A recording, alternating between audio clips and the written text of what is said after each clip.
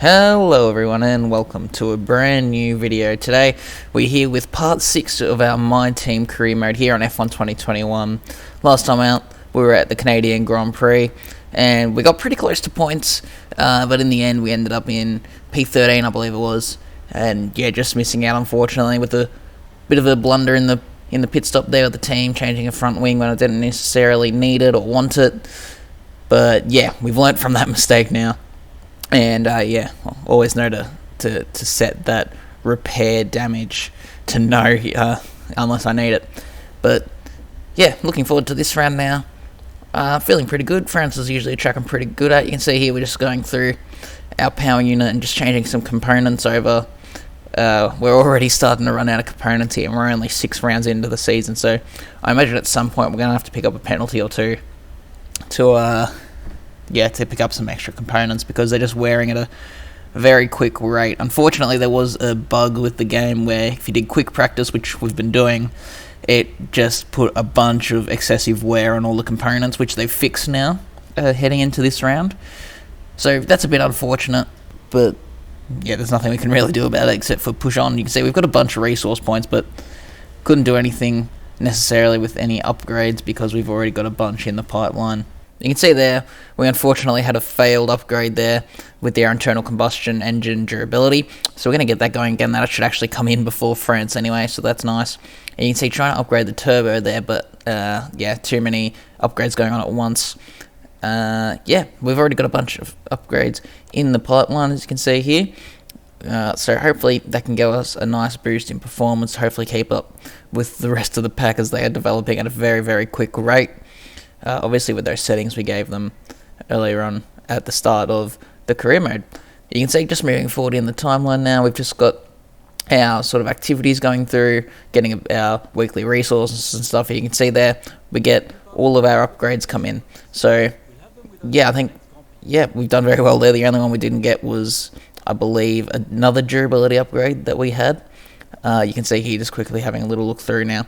And now that we've got those upgrades done, we can actually have a look at applying some more. We've got almost 2,000 resource points, so certainly some upgrades are we going to get put on the car. And you can see I'm going to go with a major front downforce there, and that's actually going to come in after the British Grand Prix there, so we're going to actually have to wait a couple of rounds. Obviously it's a major part, so it's going to take longer. And you can see here also going to apply a tyre wear upgrade there. It's only a minor upgrade, but yeah, just hopefully as we move forward in the field and maybe get less opportunity with strategy, that'll just sort of help us out there. And yeah, we've got to push to do as little pit stops as possible, obviously, because that's when we get to scoring points, it seems. You can see here, having a look at the car performance, unfortunately, have sort of pulled away a bit and gotten right up with Alfa Romeo. We've sort of stayed even with Alfa and Williams around us. We've actually closed in on Alpine a little bit. They've flatlined. Heading into this round, haven't brought in any upgrades. In terms of looking at the front of the field, you can see Ferrari have overtaken Aston Martin now for 4th place in the pecking order, and McLaren, they're still classified as being under the Red Bull. However, if you look, you can see that they are getting closer and closer and closer, and they've already been beating Red Bull on track anyway. Red Bull haven't really been performing to where they should be according to their car performance there, but you can see here we've still got 3 upgrades coming in the future. We've got that major weight reduction upgrade coming in after this round, and then obviously those 2 that we purchased earlier before heading into the weekend. So yeah, things are looking alright. Unfortunately we are losing a bit of time, but that's just going to wait until we upgrade the facilities. Once we get that doing, get a bit more resource points in and a bit more simultaneous upgrades available, I think we'll be doing great. We did do very well in practice. We got every single program done, and I still had half an hour on the clock after practice 3, so we've been getting very lucky there. And we got a lot of development boost this time around. You can see getting a lot of discounts, which is exactly what we need at this point in time. And we can see here in terms of acclaim, both Matsushita and myself earned a bit of driver acclaim there, as you'd expect, and team acclaim very close to getting to level 8, which obviously we need to get to level 10 to get that extra sponsor and get some more money in to get those facilities going. So yeah, going into qualifying now, as I said before, I like France. I usually go pretty well around here, and yeah, weather's meant to be completely dry. There was about a 10% chance of rain, even though at the start of this session it was actually pretty cloudy, as we'll see here in a second. It does sort of look like it could rain at any point, but luckily that didn't happen as we got going here. And yeah, from the outset it was feeling pretty good. I am using worn components this time out here for this round, so pace isn't going to be completely ideal, but as I was saying earlier, we don't have a lot of components left, and I'd like to try and delay those penalties as much as possible, because the sooner we get new components, the sooner they're going to wear out and we're going to have to get more. But you can see as we finish our first lap, it's not bad, about a tenth and a half off of Schumacher there, and we do outpace Mazepin and Latifi, so not bad. And you can see here as we sit in the pits waiting for our next lap, we're sitting in P18, just ahead of Matsushita in P19 there. We have outdone both the Williams and Mazepin there, so yeah, not bad, especially for a slower car than we would like. But we are going to have to go out again for a second lap to try and get both of those Alphas to just sneak in to Q2. We haven't been in Q2 for a while now, as we have sort of been losing out a bit with upgrades. But this lap, it was a bit neater.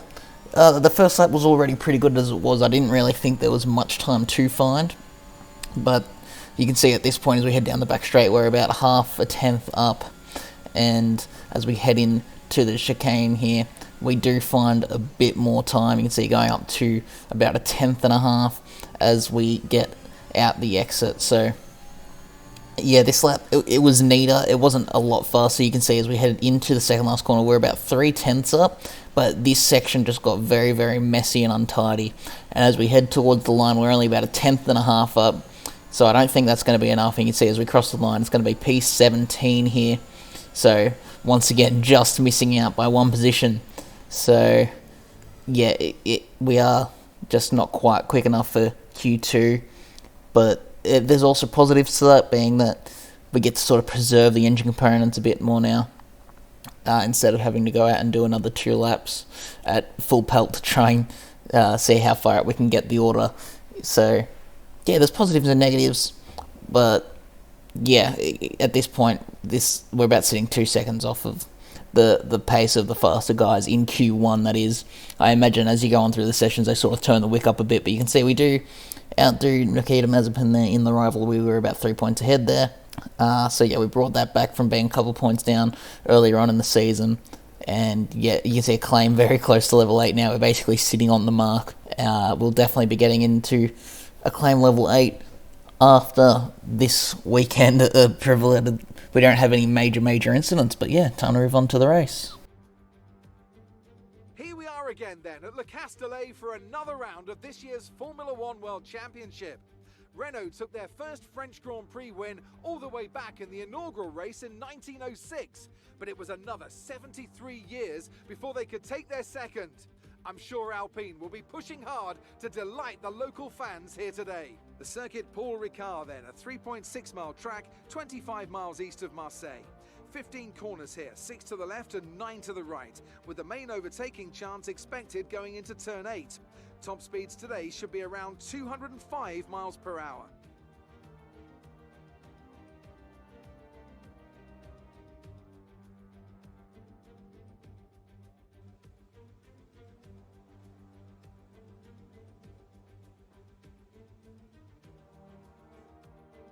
Before we begin, let's take a quick look at the grid lineup for today's race. Lewis Hamilton lines up on pole position, and Valtteri Bottas will line up alongside. Looking at the rest of today's grid, we have Norris, Ricciardo, Max Verstappen and Leclerc, Perez, Vettel, Stroll and Pierre Gasly, Sainz, Tsunoda, Fernando Alonso and Ocon, Raikkonen, Mick Schumacher, Benjamin and Antonio Giovinazzi, Matsushita, Mazepin, Russell and Nicholas Latifi.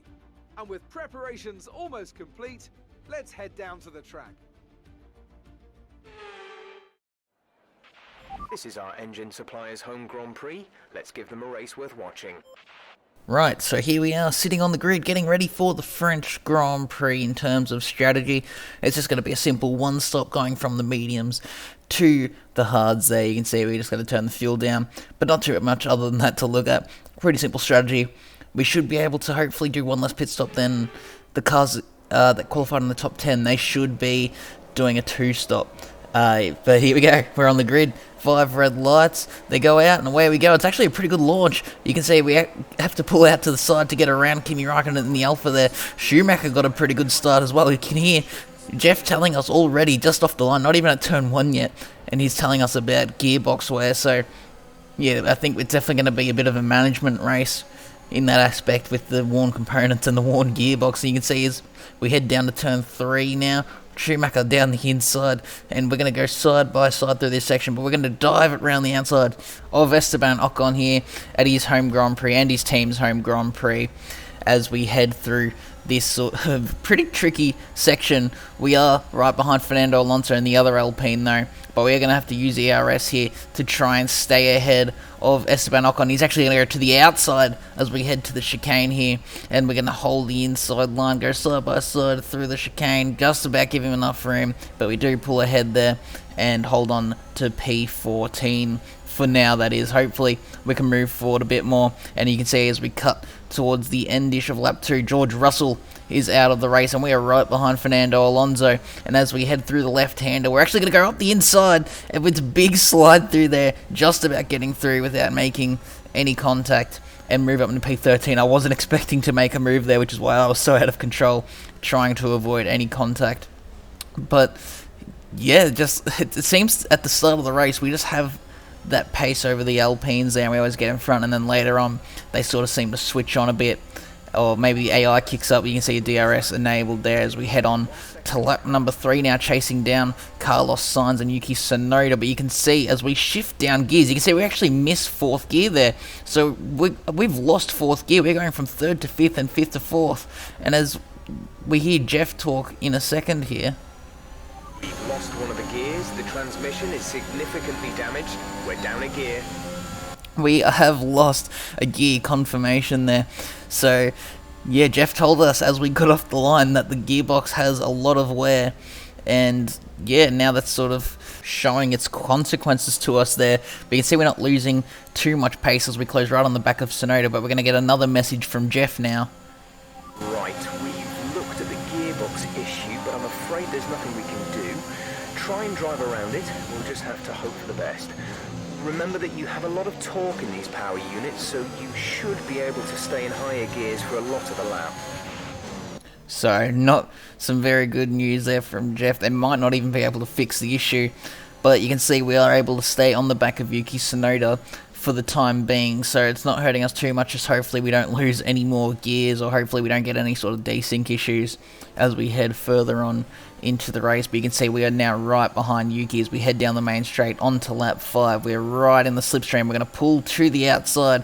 We're not going to quite get side by side, but we are going to go for a dive, and Yuki moves over a little bit as we head into the braking zone, so just having to sort of avoid a little bit, but we do get around the outside there and up in to P12 now, although as we head into turn 3, you can see Tsunoda trying to dive it down the inside and get his position back, but he's not quite able to, and now that's actually allowed Alonso to have a go at Tsunoda there, which is going to give us the gap we need to sort of pull away a bit and try and chase down after Sainz for P11. And you can see we move on to lap number 6 here, and we have actually lost a bit of time to Sainz, but you can see actually there's a yellow flag, and it's Verstappen has spun, and it was actually a safety car for that incident there, and that's going to come out at a very good time for the leaders there and all those guys in the top 10, because they were meant to be coming in this lap for their pit stop, and we are going to get into P2 here behind Sainz, who takes the lead of the race with both Alpines behind us. But all those guys that have made their pit stop are just going to be on the back of the safety car train now, so we're not going to have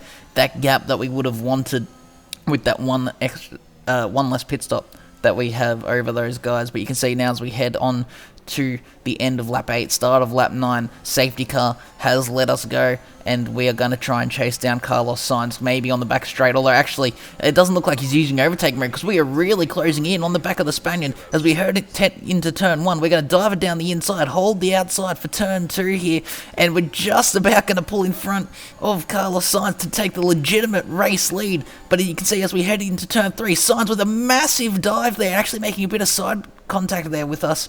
We are going to have to try and hold around the outside of the tight double right hand corners here, and we do just about hold on there, almost losing the car as we get on the power, but we do hold on to the lead. But now Sainz is going to have the slipstream on us. You can see he's going to go to the outside like Ocon did earlier on in the race, and all those cars behind are actually closing in as Fernando Alonso tries to go down the inside, but he backs out of it. Sainz tries to hold it around the outside, now the inside through the chicane, but we do pull into the lead. You can see Lewis Hamilton actually is up into 3rd place now, so he's going to be charging his way through on those fresh medium tyres, and he's actually trying to make a move on Carlos Sainz at the moment as we head through the very fast right-hand sweeper here. Just trying to pull any sort of gap I can, trying to get outside of the DRS for when that gets activated once again to try and pull away from Lewis Hamilton, because it's going to be a struggle to stop him, and you can see he has made it past Sainz, and now he's going to absolutely blast past us there with that Mercedes power unit, much better than our worn Renault one that we are using at the moment. And that drops us down to P2, which is still a very good result. But you can see Daniel Ricciardo now is right behind Carlos Sainz, and he's going to be trying to make his way through to chase down Hamilton for possibly the win, actually, because they are very, very close. But these guys are still going to have to make another pit stop, remember, and we only making one pit stop this race. So at the moment, this is a legitimate position, so we have the right to fight these guys here, but I just know that we're not going to have the pace to do it, and all we're going to do is slow ourselves down. So I just sort of let Ricciardo go there and drop down into P3, and you see the next car to come through looks like it's going to be Valtteri Bottas. But for now, I'm going to try and use the DRS from Daniel Ricciardo, the fellow Australian, to try and maybe pull away from the cars behind. You can see Sainz pulled into the pit lane on this lap, which we were meant to as well, but I did just legitimately forget to pull into the pit lane, so we're going to pull in one lap later here on lap 13 to put on our set of hard tyres to go to the end of the race, and hopefully we didn't lose too much time to the guys behind. The undercut is pretty powerful around here, but hopefully I'm hoping that the hard tyres sort of eliminate that undercut. But now in we come for the pit stop. Hopefully it's a nice quick one. It is. It's 1.9 seconds. So I believe that's the best pit stop that our team has done this season. So that's good. Hopefully we get out ahead of Carlos Sainz. Look at the map. It looks like he might actually get out just in front of us. And he does. It's very close. But he just about pulls out ahead. But we are now right in behind him. So we're going to have the slipstream. We're going to have slightly fresher tyres as well. So later on in the race we should be a bit better off. But now we're going to head through this quick left-right section, not going for the dive bomb that the AI has been trying to do the last few times. You can see we've got a bit of a gap to the Alpines, and hopefully they battle each other as well and sort of give us a bit of a opportunity to pull away. And yeah, hopefully this battle doesn't take too long. But now we're going to head down the back straight. We're going to have DRS. He used slipstream and overtake mode, and we are closing right in on the back of Carlos Sainz here. And we're going to go to the outside of the chicane, and we are actually going to be pretty much fully ahead before we even get to the apex. So we are now through into P11, and yeah, hopefully we're in a good enough position to score some points. It's looking pretty good. I feel like I've got the pace over the Ferrari here, and the Alpines are hopefully going to battle away with each other. And it does look like we're within the pit window of a bunch of those cars ahead. You can see just 13 seconds to Stroll and Verstappen, and they're in a bit of a pack. So yeah, at the moment it's definitely looking good. You can see we move on to lap 16. We pass Kimi Raikkonen as he pits in for his one and only pit stop. Both the Alfa Romeo started on hard tyres. You can see Giovinazzi comes in on the next lap along with Stroll, Gasly and Sergio Perez, and that puts us up into P6 as well, and we've got a pretty nice gap to those guys behind. And you can see moving on to now the next lap, lap 18, and that's Verstappen in the pit lane. So we are up into P5 at the moment, so this is looking really good. But that's not the only guys left to pit. We've still got up ahead Hamilton, Ricciardo have pit, but Lando Norris and Valtteri Bottas haven't made their pit stops yet, which they're going to be coming in on the next lap, as you can see here, onto lap 19. It's going to be very close, actually. We do get ahead of Lando Norris. You can see there's Valtteri Bottas. We're going to have a look to the inside, because this is for third place, but we're just not quite close enough to go for the dive on the Mercedes there, and we're going to have to drop into P4. We were never going to stay ahead anyway, but just to have gotten back up into P3 would have been nice.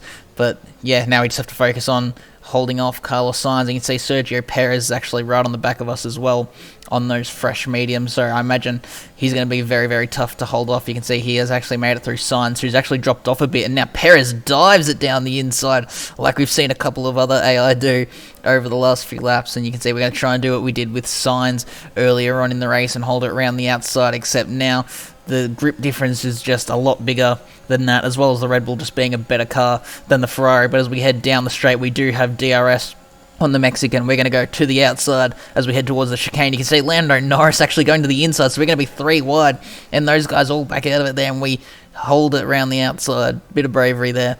But you can see Lando Norris actually got ahead of Sergio Perez, and now as we head down this second straight, there's no DRS, but it's still going to be very easy for Lando Norris either way with that Mercedes power unit, as he's easily through and way ahead before we even get into the sweeper. So hopefully we can use the DRS off of Lando. He's got much better tyres as well, so that's going to be difficult, but I'm hoping to at least get DRS for one more lap to try and hold on. But you can see as we cut to the end of lap 22, he is gone, and now we have Sergio Perez right behind. And just like with all those front runners that have passed us before this, it's going to be a nice easy move there for Checo as he makes his way through into P5, so down to P6, which is equal best with where we got our one and only other points finish, which was at Azerbaijan. So yeah, it's certainly not bad, especially for where our car is sitting in the pecking order according to that sort of data sheet that we have a look at the start of every episode. I'm not sure how accurate that is. I think it takes a bunch of different things into account that don't necessarily pay attention to the actual performance of the car, but certainly I think we're doing better than where the car does sit here in P6. You can see I was actually able to use the DRS and use Sergio to sort of pull me ahead over the last couple laps, and that's given me a 3.5 second back to Sainz. And as we come through now the last 2 corners on the final lap, Sainz has pulled in a little bit, but it's nothing to really be worried about as we come to the last corner. And at the French Grand Prix, we're going to get our second points finish here in P6. That's the end of the race. We'll see you in Parc Ferme.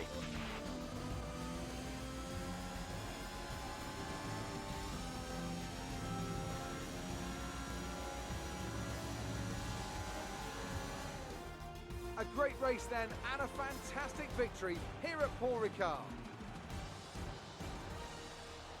Anthony Davidson, a resounding victory today. What set them apart from the rest? Well, the safety car completely changed the race, didn't it? It's hard to say exactly what would have happened without it, but there's no question that they came out of that situation in a good position. So after a magnificent race, we can now see the drivers making their way to the podium. Once again, it's the Silver Arrows who take top spot, a well-earned victory for Mercedes.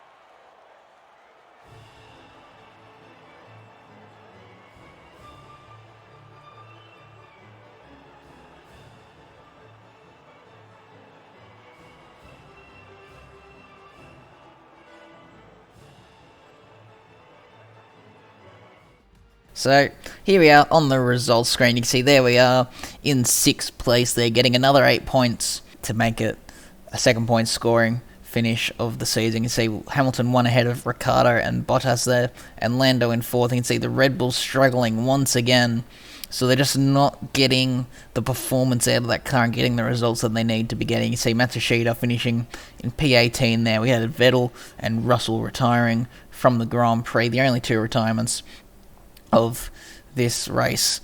And as we now go to look at the standings, you can see Valtteri Bottas leading the way by 19 points there. He's had his lead sort of taken out of him a bit, but you can see we actually move up into 11th place and only 1 point off of both Vettel and Leclerc there, and equal points with Alonso. We're also ahead of Stroll and Ocon there, so yeah, we're ahead of some pretty good competition. You can see Matsushita down in 19th, hasn't scored any points yet, along with a bunch of other guys there.